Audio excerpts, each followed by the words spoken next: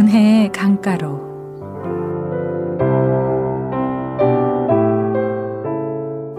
이 시간에는 순복음 충만교회를 담임하시고 두나미스 미니스트리를 이끄시는 유남수 목사님의 말씀입니다.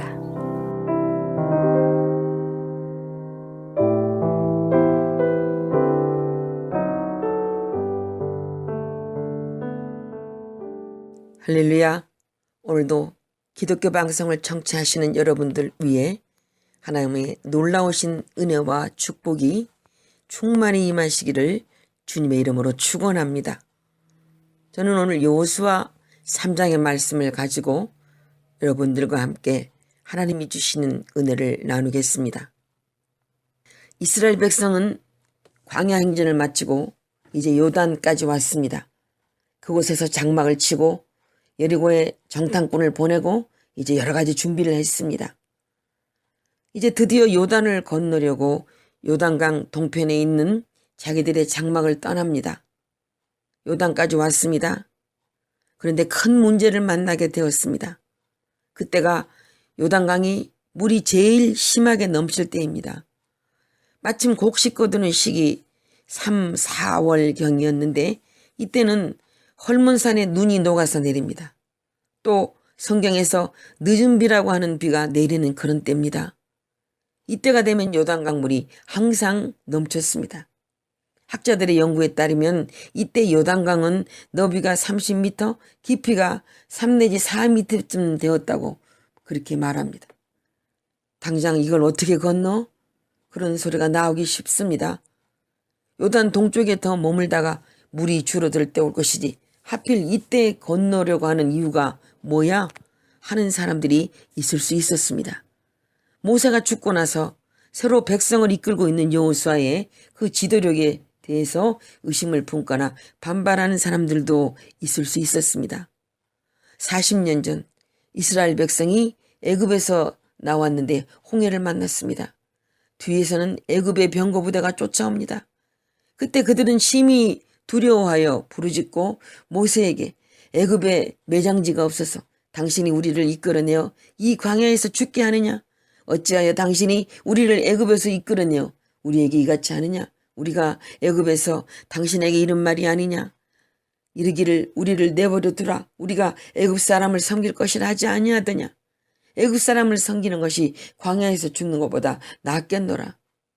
이렇게 모세를 원망했습니다. 40년 전에 있었던 그런 일이 다시 일어날 수 있었습니다. 그런데 요단강에 이른 이스라엘 백성은 이번에는 그렇게 하지 않았습니다. 넘치는 요단강 물을 두려워하지 않았습니다. 언약궤를 맨 제사장들을 선두로 해서 이제 주저하지 않고 물로 들어갔습니다. 어떻게 백성들이 그리 할 수 있었습니까? 먼저 이들은 하나님의 말씀을 듣고 그 하나님의 말씀을 믿고 그 하나님의 말씀에 순종했기 때문입니다. 5절에 보니 하나님께서는 이스라엘 백성에게 기이한 일을 행하시겠다고 말씀하셨습니다. 10절에는 하나님이 가나안 원주민들을 쫓아내겠다고 말씀하셨습니다. 오늘의 말씀 앞에 11절, 12절, 13절을 보니까 보라 온 땅의 주의 언약궤가 너희 앞에서 요단을 건너가나니 이제 이스라엘 자손 중에서 각 지파에 한 사람씩 12명을 택하라.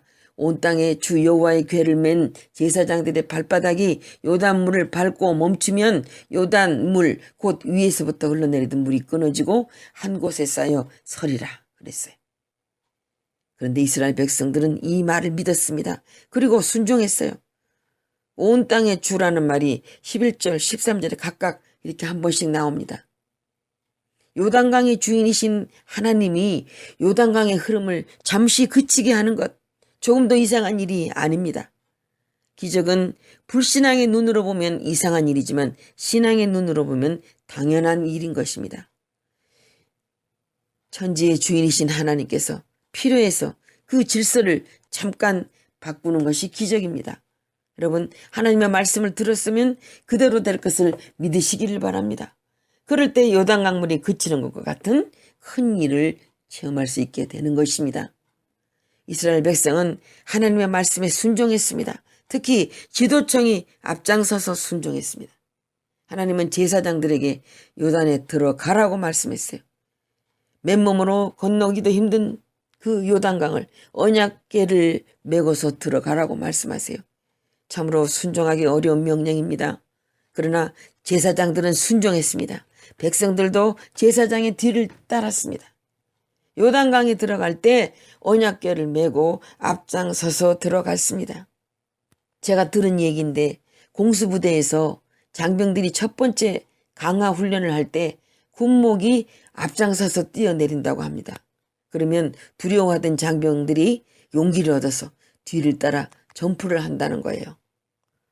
자, 17절의 말씀을 보니까 그들은 끝까지 순종했습니다. 제사장들은 모든 이스라엘 백성이 요단을 다 건널 때까지 요단 가운데 언약궤를 메고 굳게 서 있었습니다. 백성들은 요단강을 건널 때 물이 멈추는 기적에 놀라기도 하면서 또 한편 불안한 마음도 있었을 것이에요. 물이 금방 다시 흘러 우리를 덮치는 것이 아닐까 두려워했을 것입니다. 그러나 제사장들이 언약궤를 메고 요단강 가운데 굳건하게 서 있는 모습을 보고 불안감이 사라졌을 것입니다. 용기가 났을 것입니다. 제사장들이 저렇게 하는 것을 보니까 우리는 안전하게 건널 수 있을 것이다. 믿게 되었을 것입니다. 17절 말씀을 보니까 마른 땅이라고 하는 말이 2번 나와요. 언약궤를 맨 제사장들은 요단 가운데 마른 땅에 굳게 섰고 그 모든 백성이 요단을 건너기를 마칠 때까지 모든 이스라엘은 그 마른 땅으로 건너갔더라. 여러분, 이 마른 땅도 기적입니다. 물은 그쳤습니다. 그런데 땅이 젖어 있으면 진흙 그대로이면 땅이 마를 때까지 기다려야 되잖아요. 장정들은 힘쓰면 진흙 위로도 건너갈 수 있을 것이나 그러나 지금 이스라엘 백성은 장정만 있는 것이 아니잖아요. 장정 60만에 2배가 넘는 부녀자들이 있습니다. 노약자들이 있어요. 수레도 많았을 것입니다. 그래서 땅이 마르지 않으면 도저히 건널 수 없었습니다. 땅이 마르기를 기다리는 사이에 또 어떤 일이 벌어질지도 모르지 않습니까? 그런데 물이 멈추는 것과 동시에 마른 땅이 드러났습니다. 마른 땅이 나타났습니다. 그리고 이들은 언덕에 넘치는 물만 보지 않고 그 너머에 있는 넓은 여리고 평원을 바라보았습니다. 마침 곡식 거두는 시기입니다. 넓은 들에 무르익은 곡식들이 넘실거리고 있습니다. 백성들은 그것을 바라보았습니다. 여호수아와 이스라엘 백성은 큰 장애물 앞에서 하나님의 말씀을 듣고 믿고 순종했습니다. 그리고 지도자들이 처음부터 끝까지 솔선수범을 했습니다. 장애물은 보지 않고 장애물 너머에 있는 좋은 것, 그들을 위하여 약속된 것을 보았습니다. 그래서 주저하지 않고 강에 들어섰습니다. 그랬더니 물은 멈추고 그들은 요단을 건너게 되었습니다. 그 결과 어떻게 되었습니까? 먼저 가나안 원주민들이 크게 두려워하게 되었습니다. 여호수아서 5장 1절의 말씀에 요단 서쪽의 아모리 사람의 모든 왕들과 해변의 가나안 사람의 모든 왕들이 여호와께서 요단물을 이스라엘 자손 앞에서 말리시고 우리를 건너게 하셨음을 듣고 마음이 녹았고 이스라엘 자손들 때문에 정신을 잃었더라 했습니다. 가나안 원주민들은 이스라엘 백성들이 다른 때가 아닌 바로 이때의 요단을 건넜다는 소식을 듣고 기절초풍을 했습니다. 그들은 사기가 뚝 떨어졌어요. 전의를 상실했습니다. 그러니까 심리전에서 이미 완전하게 패배했습니다.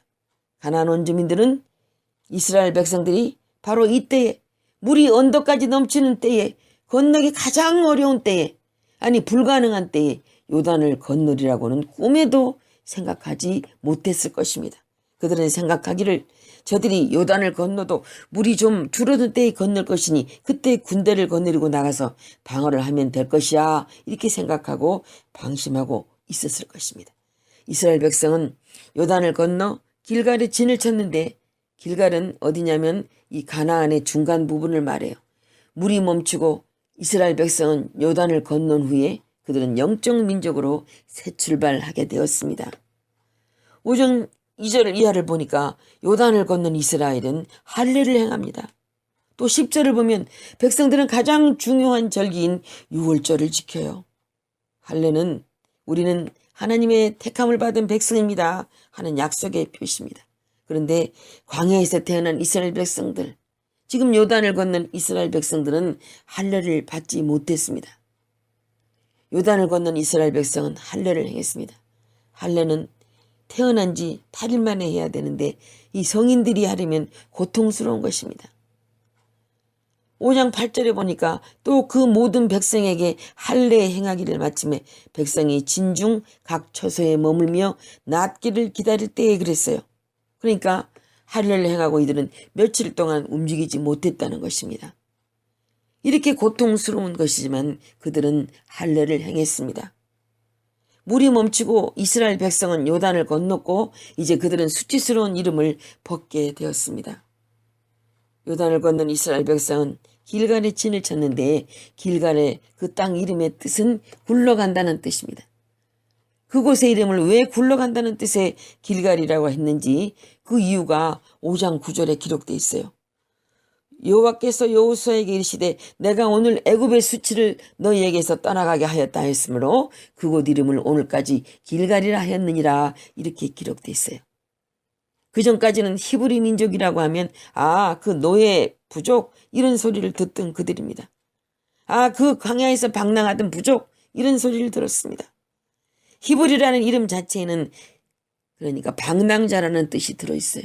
이제 그런 수치는 굴러 떠나갔습니다. 이제는 그 기적을 이룬 민족 이렇게 됐습니다. 그 하나님과 함께 하시는 민족 이렇게 됐습니다.